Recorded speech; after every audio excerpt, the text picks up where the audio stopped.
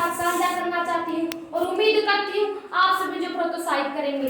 मान्यवर, जब हम सब गीता का सर्वप्रथम अध्ययन करते हैं तो एक धृतराष्ट्र के रूप में करते हैं। पुत्र के वियोग से धृतराष्ट्र जब संजय से पूछते हैं कि धर्म क्षेत्रे कुरुक्षेत्रे संवेदायुत्सव मां का पांडवास्त्रे किम कुरुवत संजय, अर्थात हे संजय मुझे बताओ कि युद्ध की इच्छा से तो मेरे और पांडव के पुत्र युद्ध में क्या करें। दोस्तों, युद्ध कुरुक्षेत्र में क्यों हुआ? भगवान श्री कृष्ण ने अर्जुन को भगवत गीता ज्ञान ठीक युद्ध से पहले क्यों दिया? और भगवान श्री कृष्ण चाहते थे कि युद्ध से पहले जीवन में कोई संशय कोई डाउट रहे, किसी भी काम को करने से पहले हमारे मन में कोई संशय कोई डाउट नहीं होना चाहिए, वरना वो काम हम ठीक से नहीं कर पाएंगे। दोस्तों, इसी विश्वास के कारण, इसी बिलीफ सिस्टम के कारण वाराणसी के सोनम पटेल जो मैं 8 साल की अवस्था में से भगवत गीता का एक श्लोक और एक अध्याय कंठस्थ याद है।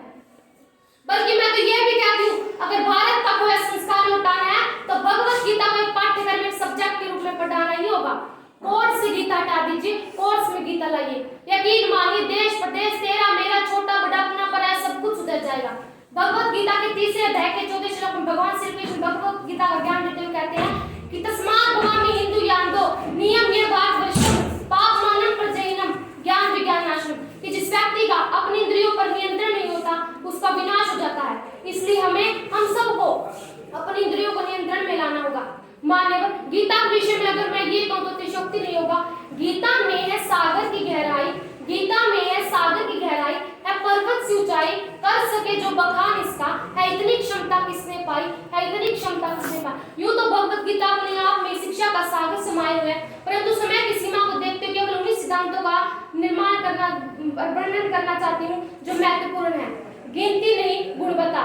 भगवान श्री कृष्ण कौरव व पांडव दोनों से बेहद लगाव करते थे, वे किसी का भी विनाश नहीं चाहते थे, वे अंत तक युद्ध को टालते रहे, परंतु मान्यवर अनहोनी को तो स्वयं नारायण भी नहीं टाल सकते थे। इसलिए भगवान श्री कृष्ण ने अर्जुन व कौरव दोनों को विकल्प दिए, या एक तरफ मेरी एक सोनी सेना और दूसरी तरफ मैं अकेला। अर्जुन ने गुणवत्ता पर विश्वास किया और दुर्योधन ने गिनती पर विश्वास किया। तो भगवान श्री कृष्ण अर्जुन पर व्यंग्य होकर कहते हैं कि हार निश्चित है तेरी, मत हो तू दास, अरे माखन तो दुर्योधन ले गया, अब बची है सिर्फ छाछ। तो इस व्यंग्य पर अर्जुन उत्तर देते हुए कहते हैं कि जीत निश्चित है मेरी, क्यों हो मैं उदास, अरे माखन का मैं क्या करूंगा जब माखन चोर है मेरे साथ। मान्यवर, भगवत गीता में जीत के प्रति अश्वत्थ